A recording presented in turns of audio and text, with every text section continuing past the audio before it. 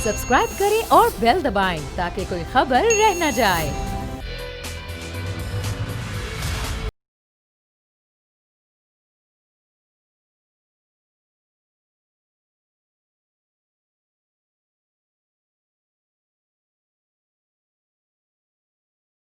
बिस्मिल्लाहिर्रहमानिर्रहीम, अस्सलाम वालेकुम। प्रोग्राम में मैं सुमैया रिजवान आपको वेलकम कहती हूँ। नाजरीन, मामलात शुरू हुए जब वफाकी वज़ीर अली ज़ैदी ने कौमी असम्बली के फ्लोर पर JIT का जिक्र किया। उन्होंने कहा कि वो JIT है जिसके लिए मैं खुद गया। जब सिंध हाई कोर्ट में अपील दायर की, जब सिंध हाई कोर्ट ने ये कहा कि सिंध हुकूमत JITs पब्लिक करे, तब भी नहीं पब्लिक की गई। उसके बाद फिर सिंध हाई कोर्ट के पास गए और दोबारा से फिर कंटेम्प्ट ऑफ कोर्ट की जो है वो पटिशन दायर की गई, जब जाके ये पब्लिक करने की बात की गई। लेकिन ये मामला उस वक्त भी थमा नहीं जब अली ज़ैदी साहब ने वो JIT पढ़ के कौमी असम्बली के फ्लोर पर सुनाई तो पाकिस्तान पीपल्स पार्टी के लोगों ने आके प्रेस कॉन्फ्रेंस की और ये वुज़रा थे, सूबाई वुज़रा थे, इन्होंने प्रेस कॉन्फ्रेंस की और ये कहा गया कि वज़ारत दाखिला की वेबसाइट पर ये JITs पब्लिक कर दी जाएंगी। ये JIT पब्लिक हुई, लेकिन आज अली ज़ैदी साहब ने एक और प्रेस कॉन्फ्रेंस की। उन्होंने कहा कि जो JITs हुकूमत ने पब्लिक की है वो इनकम्प्लीट है और ये वो JIT है ही नहीं जो असल JIT है। जो सिंध हुकूमत पब्लिक की है वो 36 सफ़ात पर मुश्तमिल है, लेकिन जो असल JIT है वो तकरीबन 47 सफ़ात की JIT है। लेकिन मसला ये है कि इस पर सिंध हुकूमत की दस्तखत नहीं है। मैं चाहूँगी अली ज़ैदी साहब क्या कह रहे हैं, पहले उनकी बात सुनते हैं, फिर इस पर बात करेंगे।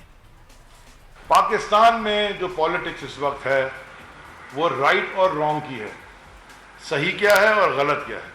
हमारा फर्ज है कि जो गलत काम हुए और इस नौयत के हुए जिनका जिक्र जो JIT रिलीज की उसमें भी होता रहा और मैं उस पर बाद में बात करूंगा,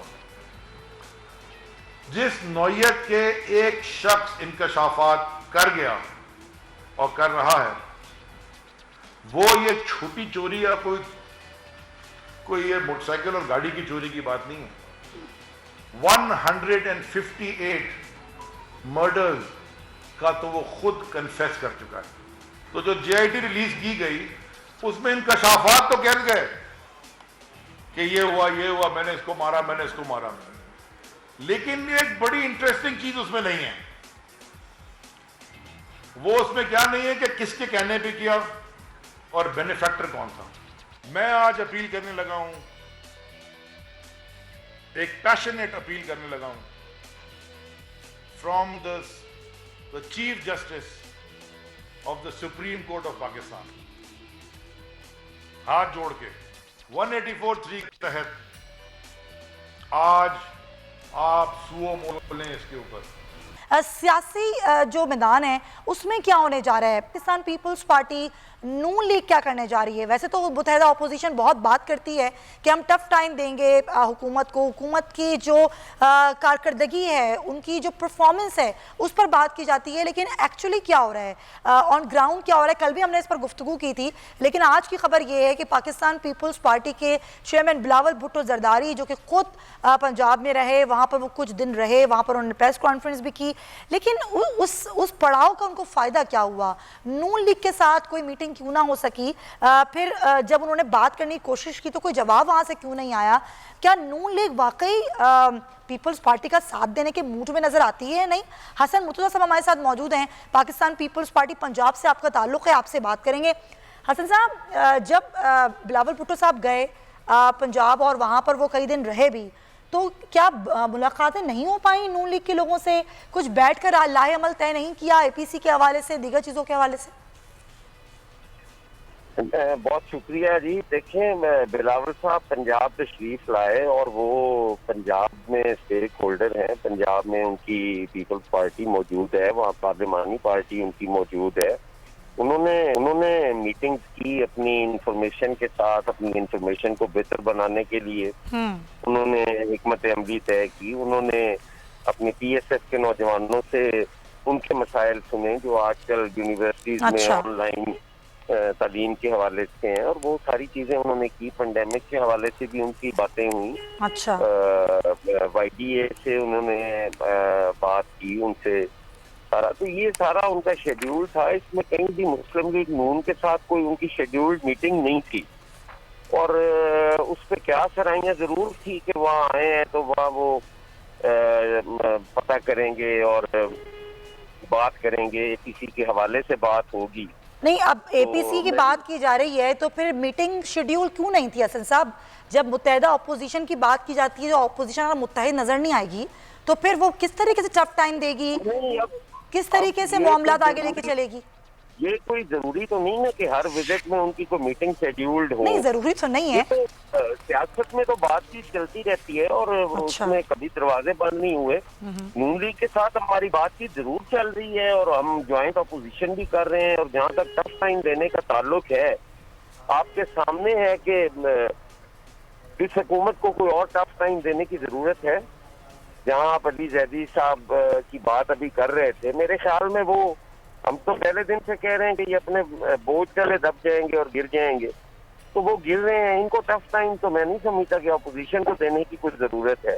वो तो खुद ही अपने लिए मुश्किलात और आए दिन बहरान जो है वो पैदा करते रहते हैं। और उनकी जो हुकूमत है वो आए दिन आप देख लें कि किसी भी हवाले से कोई वजीर आजम के खिलाफ तहरीक अदम एतमाद लाने की बातें हो रही थी, लेकिन अगर नून लीग उस पर मुत्तफिक नहीं होती है, पाकिस्तान पीपल्स पार्टी का इस पर क्या मौक़िफ़ है? क्या आपकी इस हवाले से कोई बातचीत हुई है नून लीग से?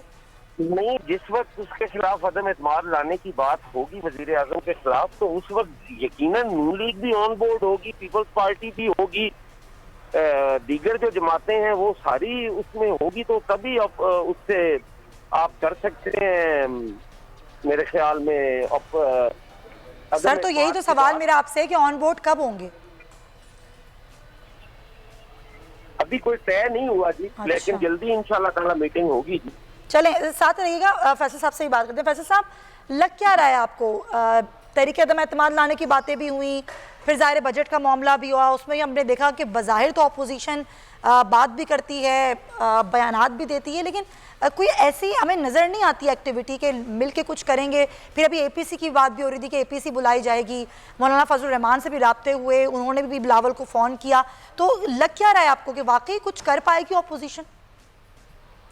देखिए, अपोजिशन का एक प्लेटफॉर्म पर ना होना वो बेनिफिट कर रहा है इमरान खान साहब की गवर्नमेंट को। बहुत सारी मिसमैनेजमेंट है, मिस गवर्नेंस की चीजें हैं। अभी आप देख लें आटा वाला मामला, अभी पिछले महीने ही जो है गंदुम आई है, लेकिन आटे की कीमतें बढ़ गई हैं, रोटियों की कीमतें बढ़ गई हैं। जो अवामी मसाइल हैं वो एड्रेस नहीं हो रहा है और स्पेस जो मिल रहा है वो पाकिस्तान पीपल्स पार्टी और मुस्लिम लीग नून और अपोजिशन की पार्टीज है, उनका एक प्लेटफॉर्म पे ना होना है। हमने बजट वाले मामला में भी देखा, उससे पहले भी देखा, पेट्रोल वाले मामले को भी देख ले, और भी बहुत सारे महंगाई के अवामी मामला हैं जिसके ऊपर अपोजिशन उस तरह से आगे बैठ नहीं पाती।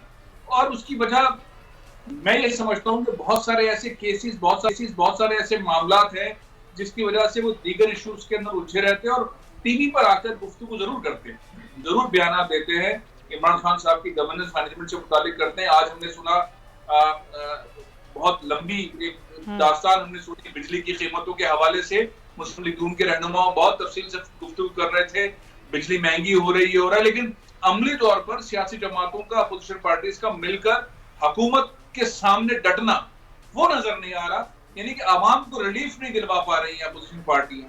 और साथ ही जो हमने देख लिया अभी बजट वाले मामले में, बहुत शोर, बहुत गहमा गहमी थी, लेकिन बहुत आसानी से बजट पास हो गया। और अगले बिल्कुल सही।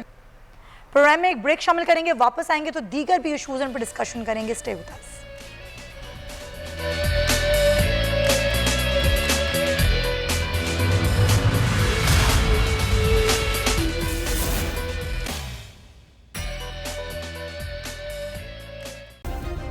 सब्सक्राइब करें और बेल दबाएं ताकि कोई खबर रह न जाए।